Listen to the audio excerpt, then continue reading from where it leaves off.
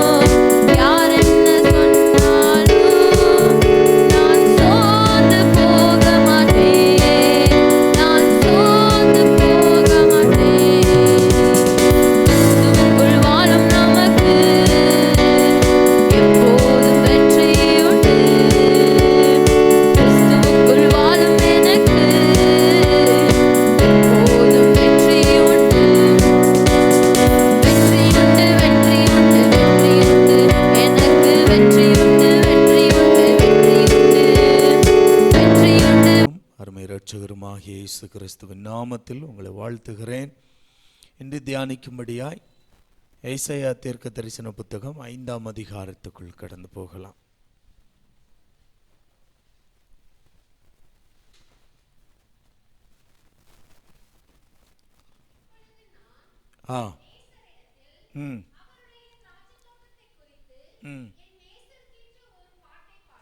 பாடுவேன்.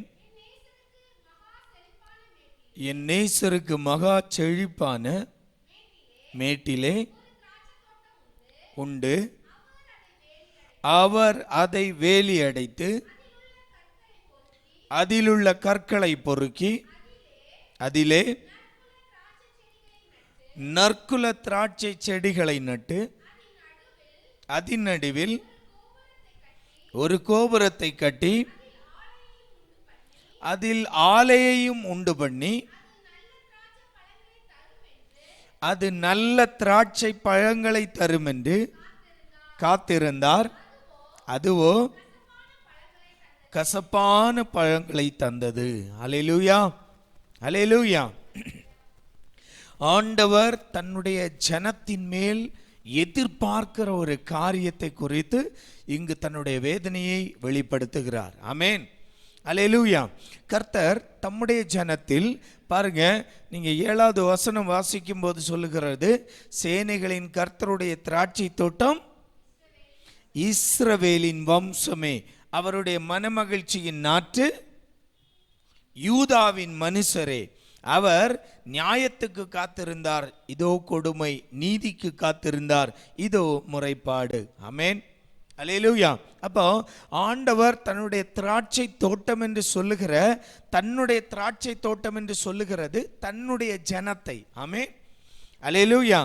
தன்னுடைய இஸ்ரவேல் வம்சத்தை, தன்னுடைய நாட்டு யூதாவின் மனுஷரை. ஆமென். அப்போ இஸ்ரவேல் ஜனத்தையும் யூத மனுஷரையும் குறித்து தான் ஆண்டவர் தன்னுடைய வேதனையை வெளிப்படுத்துகிறார். அப்போ அவருடைய வேதனை என்னவாய் இருக்கிறது? அவருடைய வேதனை தான் என்ன? அவர் நல்ல கனிகளை எதிர்பார்க்கிறார், ஆனால் அவைகள் கொடுக்கிறது கசப்பானதாய் இருக்கிறது. ஆமென், அல்லேலூயா. அப்போ ஆண்டவர் எப்போ பாருங்க, ஆண்டவர் நம்மிடத்திலிருந்து வெளிப்பட வேண்டிய காரியங்கள் நன்மையானவைகள் தான் வெளிப்பட வேண்டும் என்று விரும்புகிறார். ஆமென், அல்லேலூயா.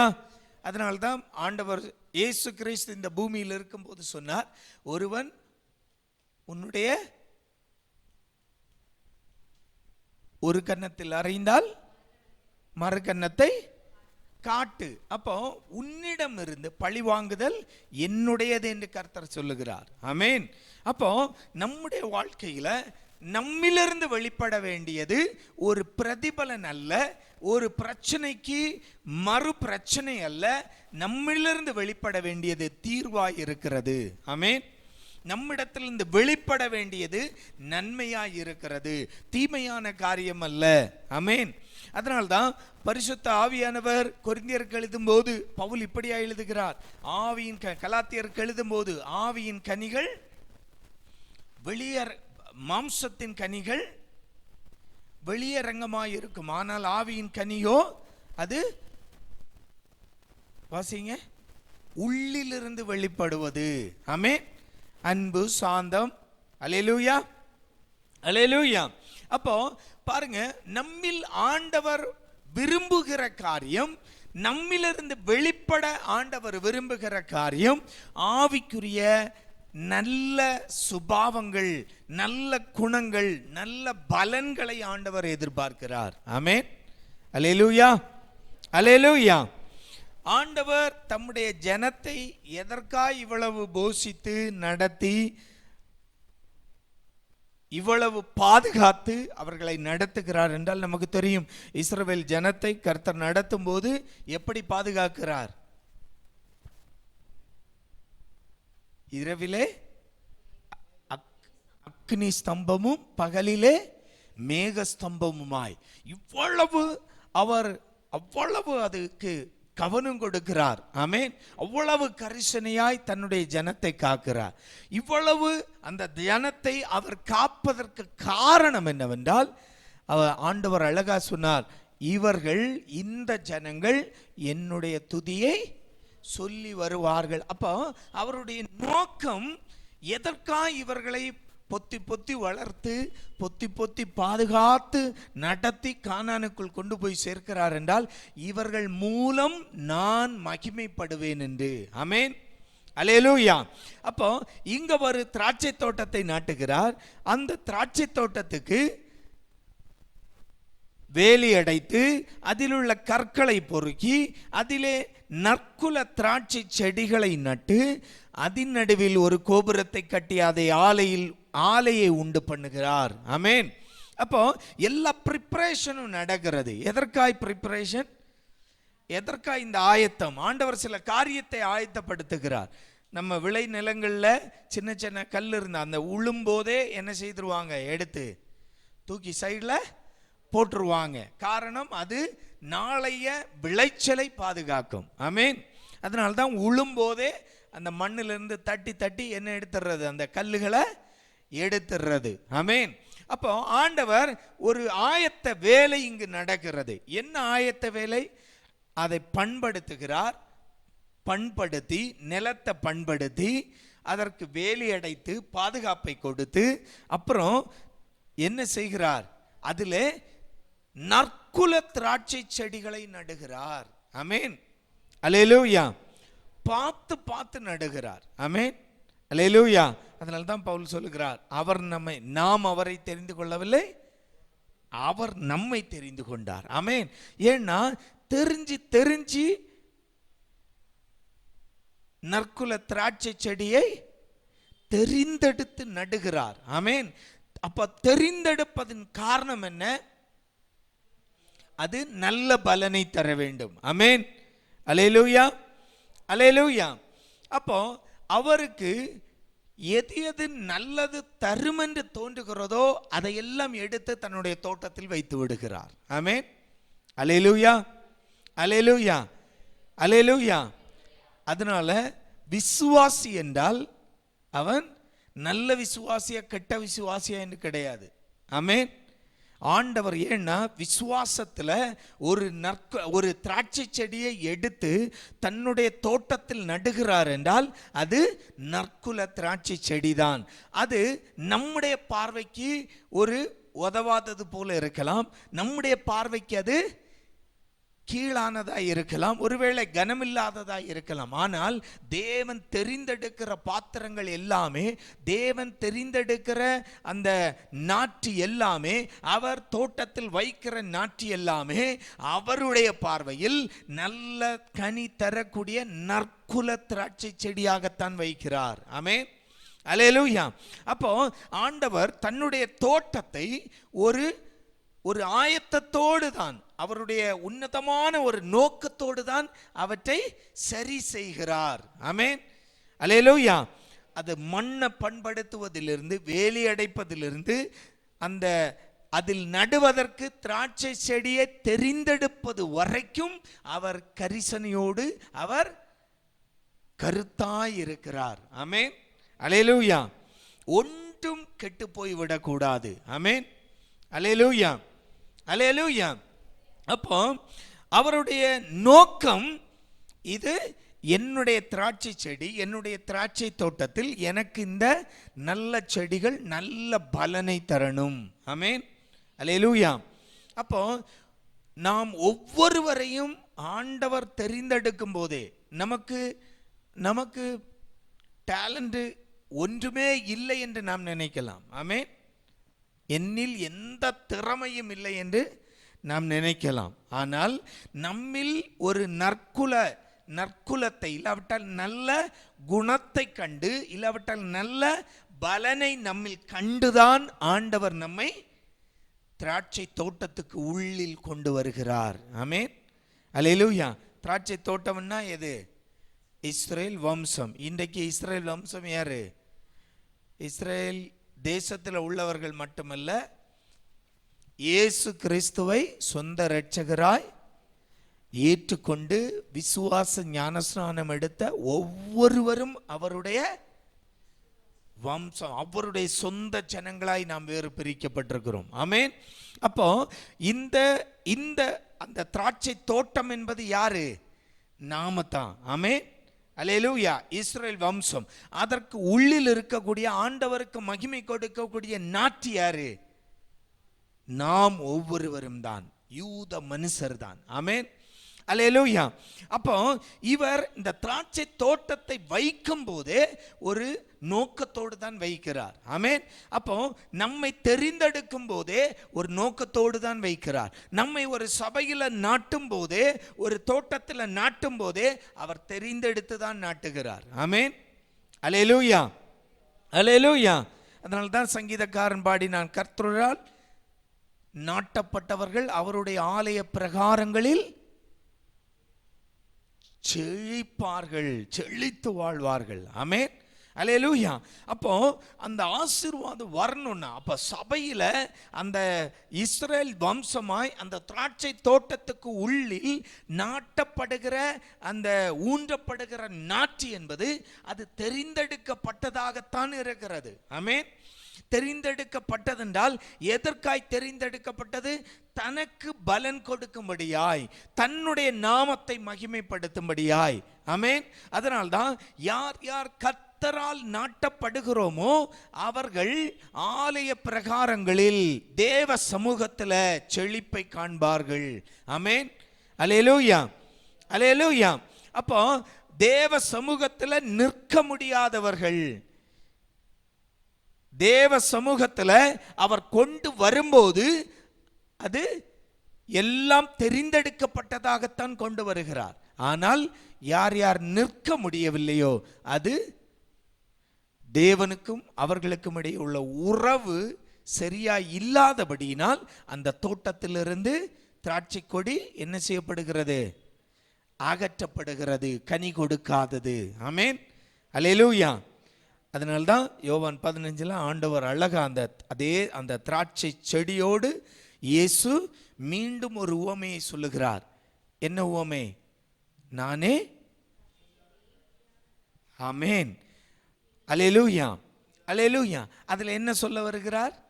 என்னோடு உள்ள அந்த உறவு தான் உன்னை பலன் கொடுக்க வைக்கும். என்னை அன்றி உங்களால் எதுவும் செய்ய முடியாது, ஒன்றுமே செய்ய முடியாது. ஆமென். அப்போ நம்மை திராட்சை தோட்டத்தில் வைத்திருக்கிற நம்மை தேவன் எதற்காய் தெரிந்தெடுத்து வைத்திருக்கிறார் என்றால் நாம் புரிந்து கொள்ள வேண்டும். என்னில் தேவன் ஏதோ ஒரு கனியை விரும்பி இருக்கிறார், எதிர்பார்த்திருக்கிறார். ஆமென். ஆமென். என்னை ஆண்டவர் அழைக்கும் போதே, என்னை ஆண்டவர் ரட்சிப்பின் பாதையில் அழைக்கும் போதே என்னில் ஏதோ ஒரு கனியை தேவன் விரும்பி, தேவன் எதிர்பார்த்துதான் என்னை அழைத்திருக்கிறார். ஆமென். இதை நாம் மறக்கவே கூடாது. நமக்கு பாட்டு வராமல் இருக்கலாம், நமக்கு பேச்சு வராமல் இருக்கலாம், நமக்கு பிரசங்கம் வராமல் இருக்கலாம், அதெல்லாம் ஒண்ணுமே இல்லை. ஆமென். அல்லேலூயா. அதெல்லாம் ஒரு மேட்டரே கிடையாது. ஆமென். வாழ்க்கை தான் மேட்ரு. ஆமென். நம்முடைய கிறிஸ்தவ வாழ்க்கை தான் ஆண்டவருக்கு காரியம். ஆமென். நம்முடைய பாட்டோ, நம்முடைய பாட்டு திறனோ, நம்முடைய பேச்சு திறனோ, நம்முடைய அழகோ, நம்முடைய படிப்போ இதெல்லாம் ஒன்றும் கிடையாது. ஆமென். அல்லேலூயா. ஏன்னா எப்படியாய்ப்பட்டவர்களாய் நாம் இருந்தாலும் நம்மை தேவன் இந்த திராட்சை தோட்டத்துக்கு உள்ள அந்த நாட்டை கொண்டு வந்து நடுறாருன்னா அதை நடும்போதே என்ன எதிர்பார்க்கிறார்? அவருக்குள்ள ஒரு பெரிய திட்டம். இந்த நாட்டில் நான் நன்மையை காணுகிறேன். இப்போ தக்காளி செடி போடுறோம். தக்காளி செடி போடுறோம், என்ன செய்வோம்? விதையை அப்படியே போட்டுட்டு போவாங்களா?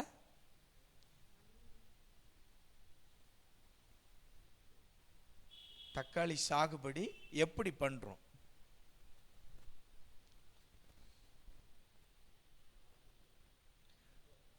ஒரு இடத்துல விதைய போட்டு அது நாற்று வந்ததுக்கு அப்புறம் என்ன செய்யறோம்? புடுங்கிறதுக்கு முன்ன ஒண்ணு தெரிஞ்செடுக்கிறோம். ஆமென். சிலது அதே இப்ப ஒரு தக்காளியில அவ்வளவு விதை இருக்கு இல்லையா? எல்லாமே அப்படியே ஒரே இதுல வளராது இல்லையா? ஆனா விவசாயத்துக்கு தேவையானது நம்ம என்ன செய்யறோம்? அந்த பாட்டில் இருந்து எது நல்ல செடியோ அதைத்தான் என்ன செய்கிறோம், நம்ம களத்துக்கு கொண்டு போகிறோம். அந்த நிலத்துக்கு, அந்த பந்திக்கு என்ன செய்கிறோம், அந்த பாத்தி வச்சிருக்கிற இடத்துக்கு கொண்டு போய் நடுறோம். ஆமென், அல்லேலூயா. புரிஞ்சா? நாம ஒரு ஒரு தக்காளி, அந்த தக்காளியை இப்போ புடுங்கும் போதே நம்ம என்ன செய்கிறோம், நம்ம மைண்டுக்குள்ள என்ன வருது டக்குன்னு, இது நல்ல செடி, நல்ல பலன் கிடைக்கும். ஆமென். சிலது அப்படியே ஒரு மாதிரி நொஞ்சம் போல இருக்கும் அந்த கூட்டத்தில், சிலது ஒரு மாதிரி எல்லாம் ஒரே போல வளராது, சிலது அப்படியே ஒரு மாதிரி நோஞ்சம் போல இருக்கும். அதை நம்ம என்ன செய்கிறோம், கண்டுக்கிறதே இல்லை. ஏன்னா அது நல்லா வளராது, அது பலன் தராதுன்னு நமக்கு ஒரு பார்வை இருக்கு. அதே போலதான் ஆண்டவரும் விசுவாசிங்க, என்னை எடுக்கும் போதே என்ன அந்த விதை கூட்டத்தில் இருந்து அப்படியே தெரிஞ்சு அப்படியே கிள்ளி அப்படி எடுத்து கொண்டு வந்து விளை நிலத்தில் நாட்டுறார் என்றால், அது நாட்டும் போதே அவருக்குள்ள என்னுடைய பார்வையில் எனக்கு தெரியும், ஐயோ நான் எதுக்கும் உதவாதவன். ஆமென். ஆனா அவர் நாட்டி விட்டார் என்றால், அவர் நாட்டும் போதே என்னில் ஏதோ ஒரு நன்மையை அவர் எதிர்பார்த்திருக்கிறார். ஆமென், அல்லேலூயா, அல்லேலூயா. அப்போ நம்மை ஆண்டவர் சர்வ சாதாரணமாய் நம்மை அழைக்கவில்லை. அதனால்தான் வேதத்தில் என்ன சொல்லப்பட்டிருக்கிறது, நாம் ராஜாக்களும் ஆசாரியர்களுமாய் அழைக்கப்பட்டிருக்கிறோம். ஆமென், அல்லேலூயா. அப்போ நம்முடைய அழைப்பு, எனக்கு எந்த திறமையும் இல்லை, என்னால் பாட முடியாது, என்னால் பிரசங்கிக்க முடியாது, என்னால் கொஞ்சம் சரளமா பேசக்கூட முடியாது. மோசைக்கு பேச முடியாது. ஆமென், சரளமாய் பேச முடியாது. ஆனா எதுக்கு தெரிந்தெடுத்து கொண்டு போறாரு, பார்வோனுக்கு முன்னால் நின்று பேசுவதற்காய். அங்க நீ ஒன்று சர்க்கஸ் எல்லாம் பண்ண வேண்டாம், மோசையை சர்க்கஸ் எல்லாம் பண்ண சொல்லல ஆண்டவர். நீ போய் பேசு, நீ சொல்லு, என் ஜனத்தை விடு, என் தெய்வத்தை ஆராதிக்கும்படியாய். ஆமென், அல்லேலூயா. அதனால்தான் மோசே திணறார். மோசே சொல்றாரு, ஐயோ ஆண்டவரே, நானே யாரு, திக்குவாய். ஆமென். பாருங்க, அப்போ ஆண்டவர் ஒரு பாத்திரத்தை அப்படி எடுக்கும் போது என்ன செய்கிறார், அதை குறித்த பெரிய ஒரு நோக்கமும் திட்டமும் அவருடைய ஆசையும் அவருடைய அந்த தரிசனமும் அந்த நாட்டில் வைத்து கொண்டுதான் அதை எடுத்து விளைநிலத்தில் நடுகிறார், தோட்டத்தில் நடுகிறார். ஆமென், அல்லேலூயா, அல்லேலூயா. அதனால தான் மோசையோடு கர்த்தர் மறுபடி சொன்னார், வாயை சிருஷ்டித்தது யாரு? ஆமென், அல்லேலூயா, அல்லேலூயா. உனக்கு நான் வாயாய் இருப்பேன். ஆமென். உன் பிரச்சனை என்ன, உன்னில் நன்மையை நான் பார்த்து தான் உன்னை என்ன செய்கிறேன், அங்க மீதியான் தேசத்தில் இருந்து உன்னை மீட்டெடுத்து எகிப்துக்கு உன்னை கொண்டு போக போறேன் திருப்பி. ஆமென். 40 வருஷம் எகிப்து, 40 வருஷம் மீதியான் தேசம். இதான் மோசையுடைய வாழ்க்கை. ஆமென். எல்லாம் முடிஞ்சு போச்சுன்னு நினைக்கும் போது வாழ்க்கையே முடிஞ்சு. அவர் தான் சங்கீதத்தில் எழுதுறாரு, பலத்தின் மிகுதியால் மனிதனுடைய ஆயுசு 80, அதை தாண்டாதுன்னு சொல்றாரு. ஆமென், அல்லேலூயா. 80 தாண்டாதுன்னு சொல்றாரு. ஆனா அவர், நல்ல கவனிங்க, அவர் அந்த ஊழிய பாதையை அவர் தொடங்குவதே எங்க தான், 80ல. நல்லா புரிஞ்சுதா? அப்போ அவருடைய பார்வையில், மோசேயுடைய பார்வையில் 80 முடிஞ்சு போச்சு. என் பலம் முடிஞ்சு போச்சு, என் திறமை முடிஞ்சு போச்சு, என் சக்தி முடிஞ்சு போச்சு, அவ்வளவுதான். மனுஷனுடைய ஆயுசு முடிஞ்சு போச்சு. ஆனா ஆண்டவர் அங்க இருந்துதான் அவனை என்ன செய்கிறார், பலப்படுத்தி, மோசையை பலப்படுத்தி மீண்டும் 40 வருடம் நடத்துகிறார். ஆமென், அல்லேலூயா. எவ்வளவு பலன் என்றால், அவருக்கு கண்ணு கூட என்ன செய்யலையா, பார்வை குறையவே இல்லையா.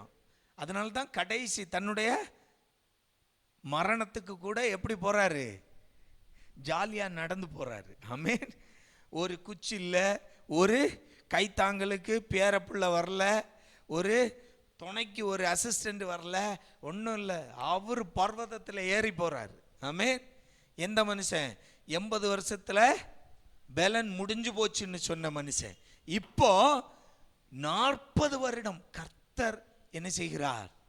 அவரை நடத்துகிறார். காரணம், அந்த மோசேயை பிறக்கும் போதே, அந்த பார்வோனுடைய அரண்மனைக்கு அனுப்பும் போதே அது நல்ல பலன் கொடுக்கிற நாட்டாய் பார்த்துதான் ஆண்டவர் உருவாக்கி எடுத்தார். ஆமென். அல்லேலூயா. என்ன கேட்கும் அன்பு தேவ பிள்ளைகளே, நம்முடைய வாழ்க்கையில பல பலவீனங்கள் இருக்கலாம், பல குறைகள் இருக்கலாம், பல என்ன சொல்றது திறமை இல்லாதவர்களாய் பல சிந்தைகள் நமக்குள்ள இருக்கலாம். ஆனா ஆண்டவர் சொல்லுகிறார், உன்னை நான் உருவாக்கி உன்னை நான் அந்த வேறு பிரித்து எடுக்கும் போதே உன்னை நல்ல நாட்டாய் பார்த்து தான் எடுத்து வைத்திருக்கிறேன். ஆமென். அல்லேலூயா, அல்லேலூயா. நம்மில் ஆண்டவர் ஏதோ ஒரு நல்லதை, ஏதோ ஒரு பலனை ஆண்டவர் நம்மில் கண்டிருக்கிறார். எனவே தைரியமாய் ஓடுங்க. ஆமென். அந்த பெருமையோடு ஓடணும், அந்த தைரியத்தோடு ஓடணும். நான் கர்த்தரால் நாட்டப்பட்ட நாற்று. ஆமென். என்ன நாற்று? நல்ல பலன் கொடுக்கிற நாற்று. ஆமென். என் ஆண்டவருடைய விருப்பத்தின்படியே என் தேவன் என்னை அந்த அந்த மண்ணிலிருந்து அந்த பிரித்து எடுக்கும் போதே என்னில் என்ன விரும்பினாரோ அதை செய்கிற நாற்றாய் என் வாழ்க்கையில நான் இருப்பேன். ஆமென். அல்லேலூயா, அல்லேலூயா. நம்மில் ஆண்டவர் நல்ல பலனை கண்டுதான் நம்மை அழைத்திருக்கிறார். சோர்ந்து போகாதீங்க, தாழ்வு மனப்பான்மை வேண்டாம். என்னால் ஒன்றும் பண்ண முடியாது, நான் எல்லாம் இதில் பிரயோஜனப்படுவேனா? ஒன்று வேண்டாம். கர்த்தர் நம்மை அழைக்கும் போது நல்ல நாற்று, என்னில் நிறைய பலன் கிடைக்கும் என்று அவர் விரும்பிதான் என்னை கொண்டு நாட்டி இருக்கிறார். எனவே அந்த தேவனுடைய, நம்முடைய எஜமானனுடைய, நம்முடைய ஆண்டவருடைய அந்த நோக்கம், அவருடைய ஆசை நிறைவேறும்படியாய் அவருக்கு நல்ல பலன் கொடுக்கிற பிள்ளைகளாய் நம்பிக்கையோடு ஓடுவோம். கர்த்தர் நம்மை ஆசீர்வதிப்பாராக. கண்களை மூடலாம். எங்களை நேசிக்கிற எங்கள் நல்ல தகப்பனே, தர்மையான வேளைக்காய் நன்றி. கேட்ட வசனங்களுக்காய் ஸ்தோத்திரம். ஆண்டவரே, எங்களை நீர் வேறு பிரித்து எங்களை ஒரு நாற்றாய் தோட்டத்தில் நடும்போதே எங்களில் நல்ல பலன் கிடைக்கும் என்ற எதிர்பார்ப்போடு நட்டிருக்கிறீரப்பா. ஆண்டவரே, எங்கள் பார்வைக்கு நாங்கள் பிரயோஜனம் இல்லாதவர்களாய் இருக்கலாம், ஆனால் உம்முடைய பார்வைக்கு நாங்கள் பிரயோஜனம் உள்ளவர்கள். அன்பு தகப்பனே, ஒவ்வொரு பிள்ளைகளும் தங்களை நாட்டின எஜமானனுடைய அந்த ஆசையை, விருப்பத்தை நிறைவேற்றும்படியாய் நல்ல பலன் கொடுக்கிற கன்றுகளாய், ஆண்டவரே, அந்த நாற்றுகளாய் இவர்கள் வளரட்டும் என்று வாழ்த்துகிறேன், ஆசீர்வதிக்கிறேன். இயேசு கிறிஸ்து மூலம் கேட்கிறோம் பிதாவே.